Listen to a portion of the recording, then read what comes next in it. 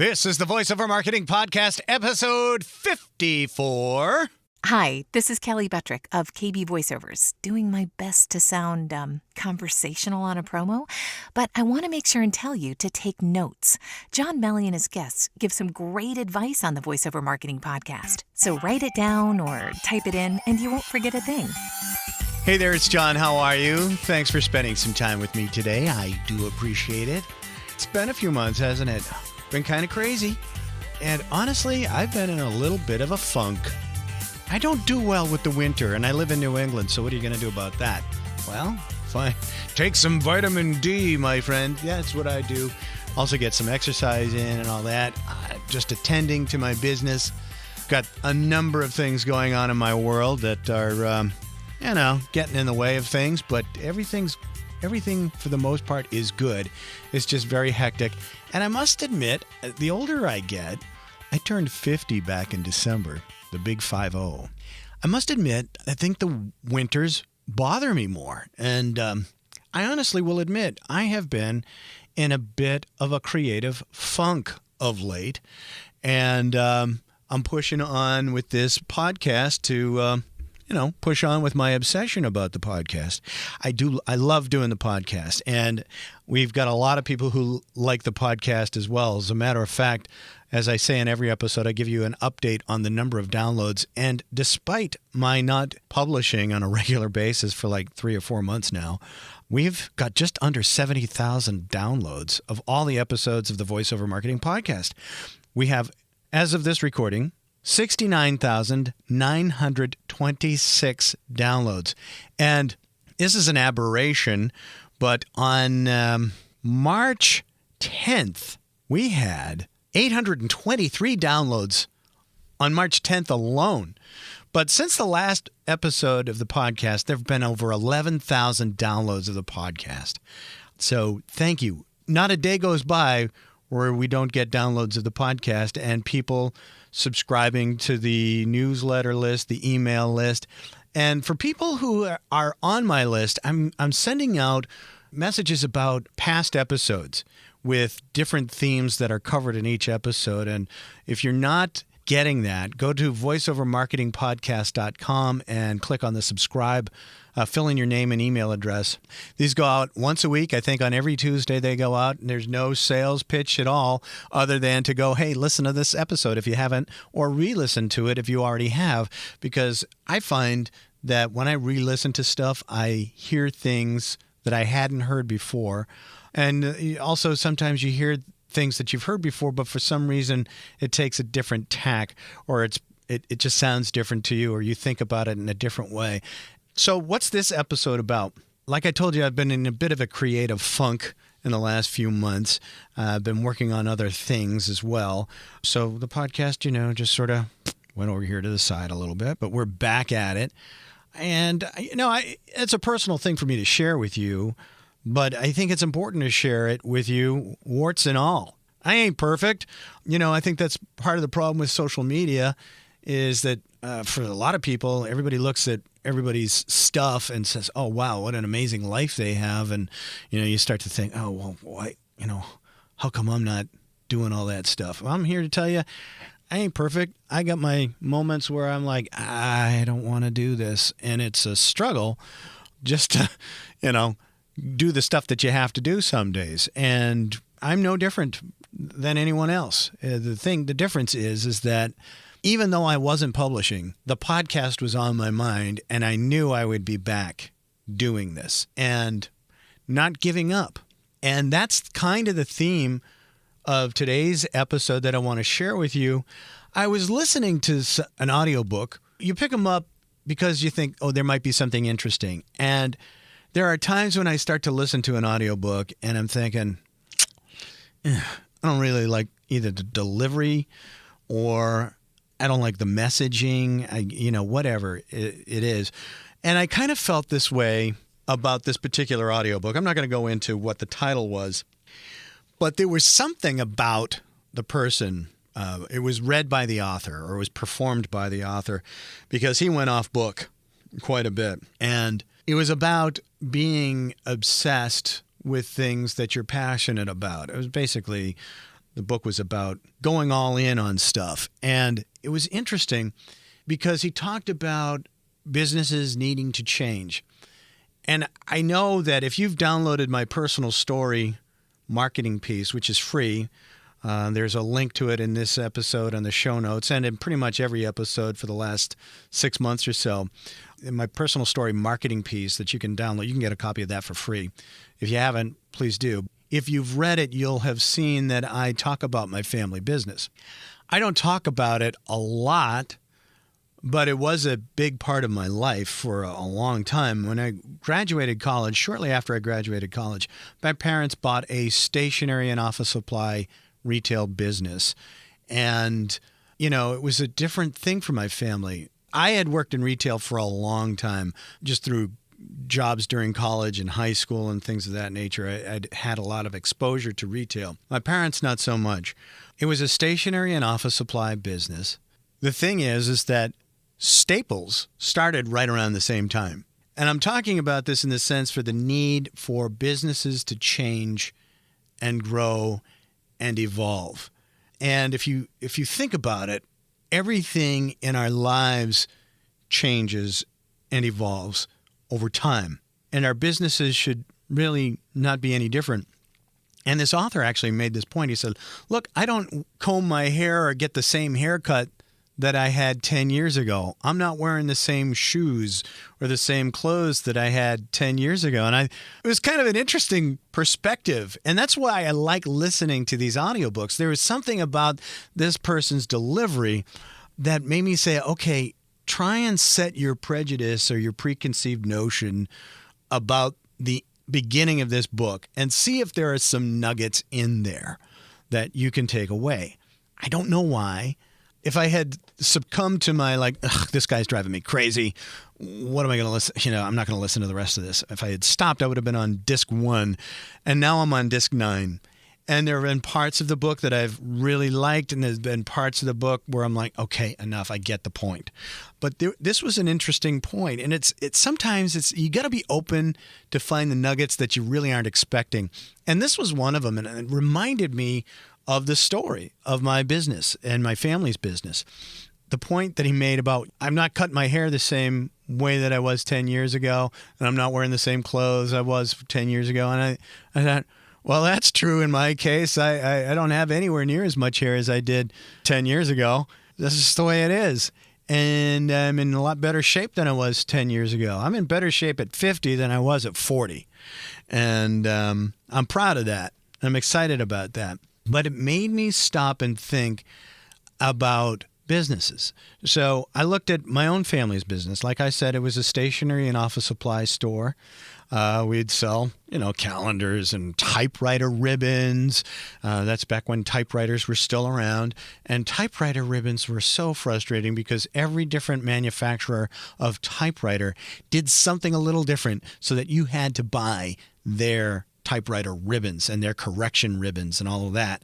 So you couldn't buy something else. You had to buy theirs. And smart, it's like the Gillette razors. They have their own razor cartridges that you need to keep putting in if you want to keep using the razor. It's built-in continuous revenue. I understand why businesses do it. This was around the time that Staples started to get on its feet. We did okay for a while. And then we had a lot of retail foot traffic, and we had some commercial business, call that the backdoor business, where people would call up and order their office supplies, and I would actually go around the greater Boston area and deliver the office supplies. And Staples continued to grow, and then Office Max came along. And we started to focus. One aspect of our business was we were printing wedding invitations. We had all those books that you could come in and select your wedding invitations and your response cards and your envelopes and the font. And did you want thermography or did you want it embossed?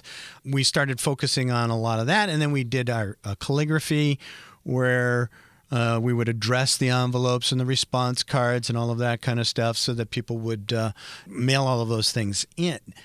We started to focus more on that business because the commercial deliveries, people were buying stuff from Staples retail for less than we could buy the products from our wholesaler.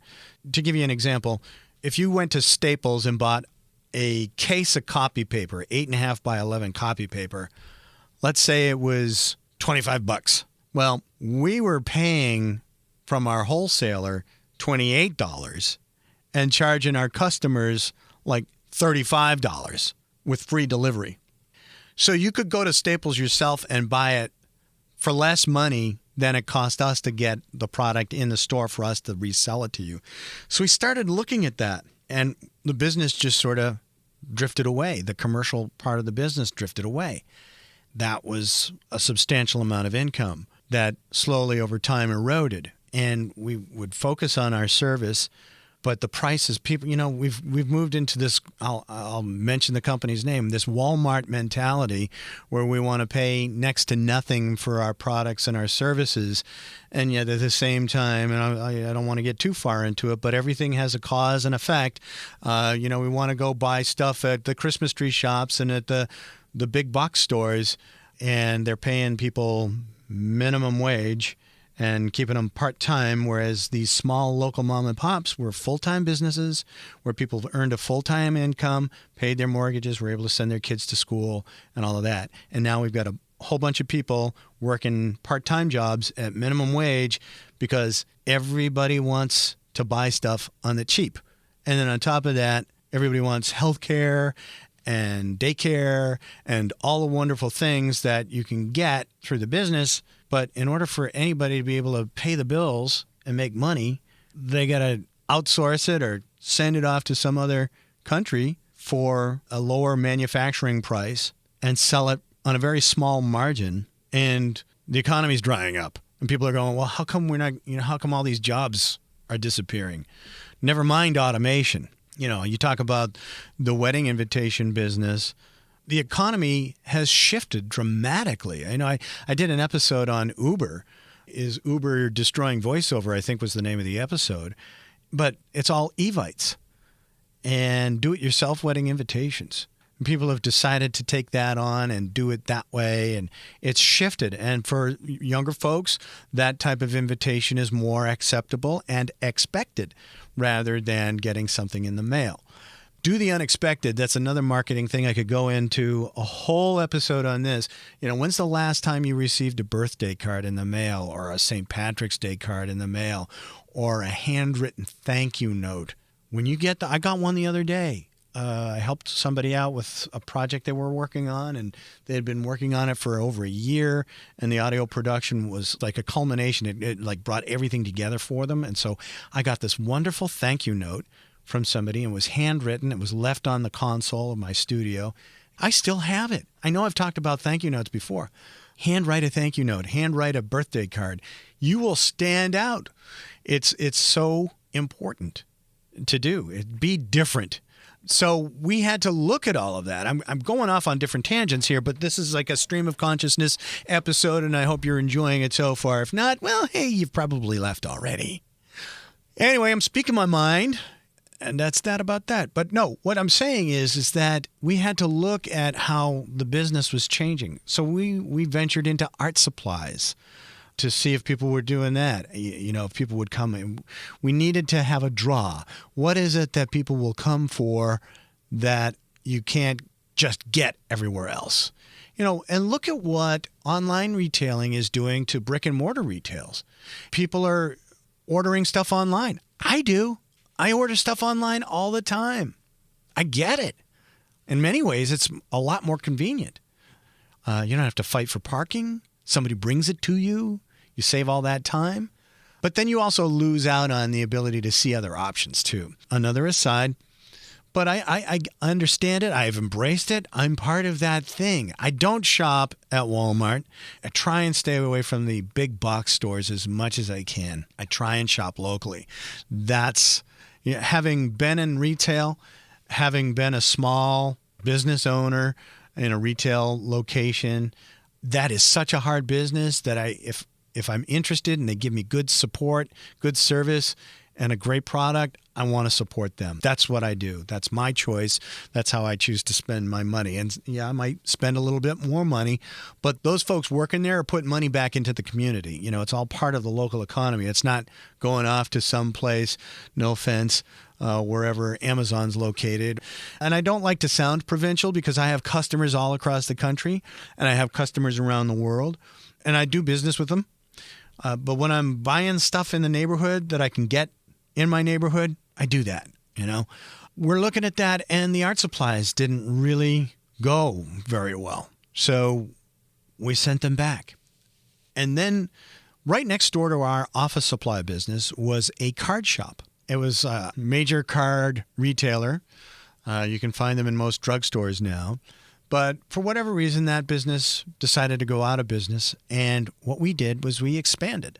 And we knocked a hole in the wall and started selling our own cards. We bought greeting cards from all over, from a lot of smaller manufacturers, you know, local artists, photographers that made their own greeting cards. And we picked out classy greeting cards. My mom was very specific. She said, I'm not going to have greeting cards that exploit other people, you know, like the beefcake guys and the girls in the, you know, lingerie and all that kind of stuff. My mom's philosophy on that was, you can get that anywhere. I want to raise the level of discourse here, and I want to be classy about everything that we have. And we'd have people coming in and say, hey, do you have anything like a little more raunchy than these? And we'd say no. And we lost some business that way, but that was fine. We weren't attracting that kind of customer. Maybe we should have, but there's a whole bunch of stuff in here that I'm wrapping up into this episode that's important. We were choosing to cater to a certain clientele. We wanted to attract a certain client, a certain customer. And 10 to 1, we had people coming in saying, you have the most beautiful greeting cards. They're so different from anywhere else. And every once in a while we get someone saying, hey, don't you have something a little more risque? And we say, nah, you can get that pretty much anywhere. We're trying to do something a little different here. And we were pretty good at that. And eventually, because things were changing in the office supply market between Staples and Office Max and Office Depot, there's another one that came into the whole thing. We just slowly phased that out. We had a small little corner with some pens and pen refills and some Post-it notes and some notepads. We had the photocopier that we would do and the fax machine that we would get people to come in and use. So people used to send and receive faxes, you know, and not everybody had a fax machine and it wasn't all email. I mean, this is going back. It wasn't that long ago, but this is what we did. We provided that. We did a packaging business. You know, people would come in and they would do shipping and packaging and receiving. We did that. We were kind of like a UPS store or mailboxes, et cetera, kind of thing. And that worked for a while. And then that sort of changed too, because UPS took over mailboxes. So you have all these things happening in your market. And we were doing a lot of social printing. We were doing a lot of retirement invitations and birth announcements and wedding invitations and shower invitations and retirement parties and bar mitzvahs and bat mitzvahs and first communions and confirmations and all kinds of stuff. We were doing all of these invitations and social printing occasions, and we had greeting cards and all of that. And that became more successful than the office supplies, so we moved away from the office supplies and we became primarily a greeting card and invitations and wedding invitations business, gift wraps, gift bags, all of that. And then just to show you that the knockout that you never expect is coming is September 11th happened. And you say, well, how the heck would September 11th impact a stationery and office supply and greeting card shop? And it did, because we were so taken aback by what happened. This entire country was so down, saddened, angry, felt betrayed. Remember that? If you were around for September 11th, you remember that day? It was awful. We found out that the guy who actually worked on the software or worked for the company that developed the software for our social printing business a guy I went to high school with was on the first plane that went into the World Trade Center. And so he passed away.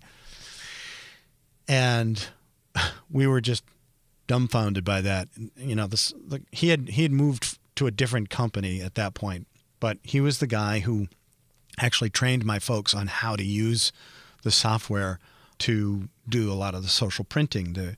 And I went to high school with him, and I'm not sharing this to, for pity or anything like that, and Ted's death had nothing to do with the functioning of the software. But what happened in the society was everybody was down. And we literally would have people coming in and cancel orders because they canceled their events. There was a period of time where people were asking if it was okay to celebrate anything. People held off on parties. And, my folks were getting older anyway. They'd been at it a long time. And, everybody was married. Everybody was out of school. You get into these things where you do them so regularly. They become part of your process, your daily habits, if you will. And we actually had a family meeting. We were saying, what are we doing this for? Who are we doing this for? And it got to a point where we were like working for everybody but ourselves. And my parents just decided, you know what, it's time to retire this thing. So we had a retirement sale. I tell you that story arc because it's not like you can predict what's going to happen. There are outside forces that are going to impact your business.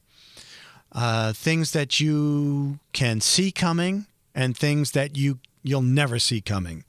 And when this guy said, if I'm not changing my business and evolving my business, then I'm just resting. I'm not growing. The business is actually starting to die. And was our stationery office supply greeting card shop overly successful? Did it knock it out of the park? No. Did it struggle a lot? Yeah. But it did what it needed to do for the time being. Do I wish it had been more successful? Of course. But it was a wonderful learning experience. And when this guy said, I'm not cutting my hair the same way that I did 10 years ago, and I'm not wearing the same clothes I wore 10 years ago, and my business isn't the same as it was 10 years ago, I thought, you know what? He's absolutely right. Your voiceover business needs to evolve as much as any other business. We went from office supplies to art. We had some art supplies and invitations. We did some in-house printing, and then we moved into another space and took over a greeting card shop area. We put our own stuff in, gift lines, all that kind of stuff. Phased out the office supply business because that wasn't working for us. We had a commercial delivery business that was happening, and that kind of phased out on us just because we couldn't compete. And then we did packaging and shipping business, and that was profitable for a long time. And then, other market forces came into play, and we adapted, and we moved solely into greeting cards and stationery. Paper by the pound we did. I didn't even mention that before. But desktop publishing was becoming more popular, so we started to become a supplier for people who did a lot of their own printing. And then we did a lot of in-house printing. So we were adapting. We were constantly changing the business. And, then something happened. And then, on top of all of this, my dad needed to have a surgery for his heart. He's still alive, thank God, but he needed to have heart surgery. And was all of those things we said, you know what, let's just retire this thing. It did what it needed to do. All of these things happen. And so I'm sharing this with you to say your voiceover business needs to evolve. It needs to change. So does mine, and mine has. And when you listen to things and you hear things like this, it's like, you know what? I'm not the same person I was 10 years ago. Why should my business be the same as it was 10 years ago? What am I doing differently now than I was doing 10 years ago? Like I said before, I'm in better shape at the age of 50 than I was at the age of 40. How cool is that? I don't have as much hair as I did at the age of 40. I don't care. So when I heard that, it was like bang. You know what? That's right. So how has my voiceover business evolved? Well, when I first started getting into voiceover, it was like I was working in the radio station. I'm working in a radio station now. My company is merging with another one. Will I still be here a year from now in this studio? I don't know. But I know I'm going to be okay either way. I've got this world that I'm creating. So I'm evolving, and I'm trying to prepare as much as I can. How has my voiceover business changed? Well, when I first got started, I thought radio and TV commercials. That's what I thought I could do. That's what I thought voiceover was when I first started. There's so much more. There are so many more outlets now than there were when I started doing voiceover. There was no such thing as a podcast when I started doing voiceover. I have a podcast now. It went from producing and voicing radio commercials and TV commercials to producing custom audio productions for business owners, podcast intros and outros, explainer videos and narrations that initially were on local area networks in businesses. Now they're on the internet. They're on corporate websites. This stuff wasn't here, and now it is. Podcasts, the Voiceover Marketing Podcast, all these media outlets that are out there. And my website, the Voiceover Athlete. How has that changed? Why is that? Why did I start the Voiceover Athlete? Because my business needs to evolve. I need to evolve. My interests in health and fitness are very important to me, and they've made a tremendous impact in my life for the better.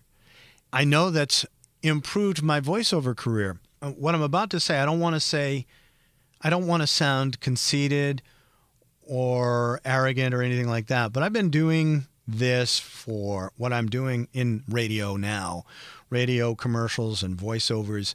I've been doing it for 17 years, almost, and I've been at CBS for almost 20. I started my career with CBS Radio 23 years ago. This is the longest I've done anything. And so I've done a lot of other people's projects. I've voiced an awful lot of other people's stuff. I've done thousands of radio commercials. I've done a bunch of TV commercials, I don't want to sound ungrateful. It's been wonderful. I love it, and I will continue to do it. But at the same time, I want to do more. I want to create my own stuff. I want to voice my own projects. And what I'm interested in is health, fitness, overall well-being, and the Voiceover Athlete is an outlet for that. So I'm taking my interests and I'm creating. And like I said, I've been in a bit of a funk. Can't get out of my own way in my head to create. When I heard that book, I was like, you know what? That's what I needed. And you don't know where it's going to come from sometimes. You just got to be open to it and looking for it and say, okay, where am I going with this? And you got to stop. You got to step back. I was doing video games. That's another voiceover genre that I've been in. I'll tell you, video games are tough work. I've done audiobooks. Audiobooks, tough work. I mean, it's long-form narration. When you're used to working in 10, 30, 60-second clips, and you're going for hours, that's a huge jump. And I like audiobooks, but, I'd rather narrate my own audiobook at this point. I don't want to sound conceited or arrogant, but if I'm going to invest that much time on an audiobook, I know a lot of people love audiobooks. They like to narrate audiobooks. It's just not my thing. I don't get totally jazzed up about it. And that's fine, unless it's mine, and that's in the works. And so I've gotten to this point in my career where I'm like, all right, I want to do my own thing with this. I'm still going to work on other people's projects. I get invested in other people's projects. I want my contribution to other people's projects, goals, and dreams, because that's what we're working on. I know I've talked about this.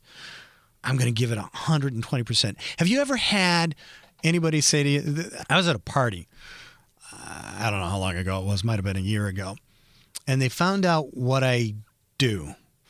And they found out that I had done some work for the host of this party prior to them going to work for this other person. And this other person said, well, we'll have to have you do something for us, but, make this one better, Or have you ever had anybody say, make this one really good? They said to me, you'll have to make ours better than you did for the other one. I looked at them and I said, I always give 120% for any client. People don't understand how insulting that is.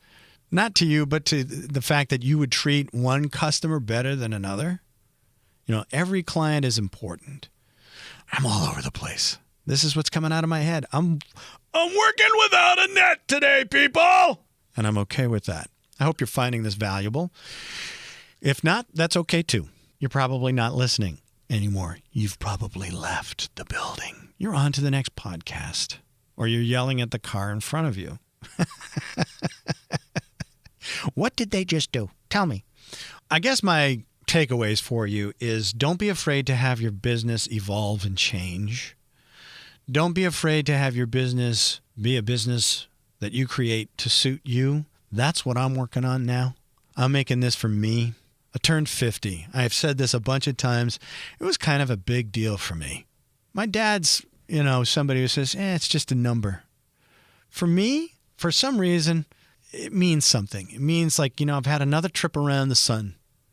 And I'm saying, okay, maybe this is a midlife crisis thing. I don't know. I'm not going to go out and buy a Porsche. And I love my wife. Absolutely adore that woman. So all that stuff's good. It's just, I've been kind of going through this little recharge, searching, where's my creative path? Where's my creative outlet? What am I going to do next? How am I going to grow this business? And do I want to grow it in a way that I've had it in the past? I've created this product called the Audiomercial. I've had it trademarked. I've paid lawyers to get it trademarked and recognized by the United States Patent and Trademark Office.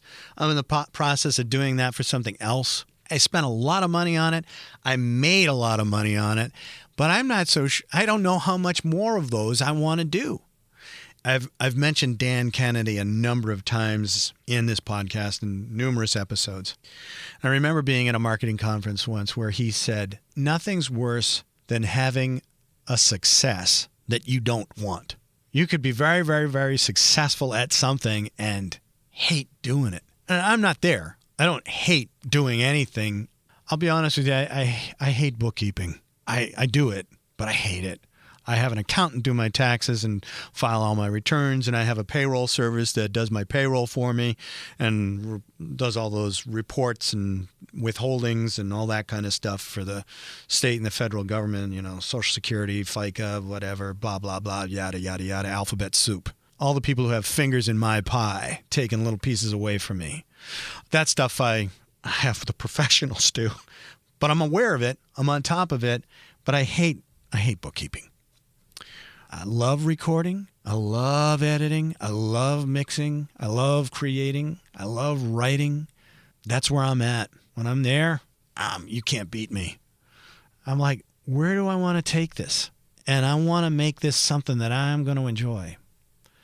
I'm going to love it. And I do. I love this podcast. I love this podcast. I love this platform. I love this medium. I love hearing from listeners of the podcast. I love getting emails from you. I love your comments and your feedback. 95% of the feedback is very positive and heartening and enriching and inspiring, and it makes me want to do more. Every once in a while, I'll get somebody who said, I don't like what you said in that thing. And I'm like, good. I made you think about it. And that's okay. So that's where I'm at.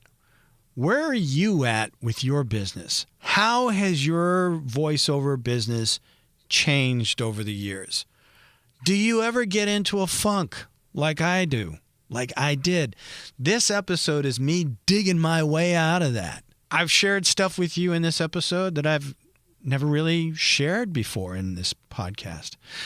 You read in my personal story, my marketing piece, a little bit, but I've gone into more detail here than I ever have.